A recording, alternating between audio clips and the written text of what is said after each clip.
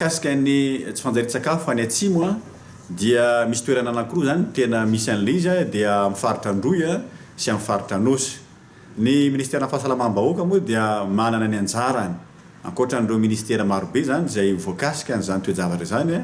dia ho an'ny ministère fahasalamam-bahoaka dia ny amin'ny fitadiavana an'ireo olona izay azon'izany tsy fanjari-tsakafo zany a anankiray dia faharoa dia ny fitsaboana an'ireny olona ireny zany. Efa misy laminasa matipaika ny amin'izany fa tamin'ity ndray mitoraka aty zany mba tiana milaza hoe tena nandefa olona be dia be mihitsy ny ministera angamba zay angamba ny voalohany angamba rataratin'ity tantara amin'ny ady amin'ny tsy fanjari-tsakafo ity a fa misy olona any amin'ny 50 any zany a no ho any amin'ny toerana sasany any an-dalana zao sasany efa tonga ka ireo 50 ireo dia ahitana tale secrétaire général ahitana koa zany a ny dokotera zay manana traikefa amin'izany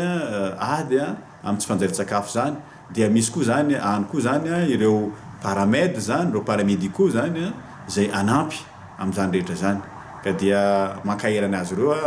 amin'izao ady zay atao zao ary mankahery koa ny mpiasan'ny fahasalamana rehetra sy misaotra eto ny mpiasan'ny fahasalamana fa itsika dia tena mora miatrika ary mahay miatrika ny tsy valinaretina ihany ny Covid-19 fa eo koa zany tsy fanjari-tsakafo zany ankehitriny zay atrehantsika ary za dia mirary fahombiazana amin'izao ady ataontsika zao.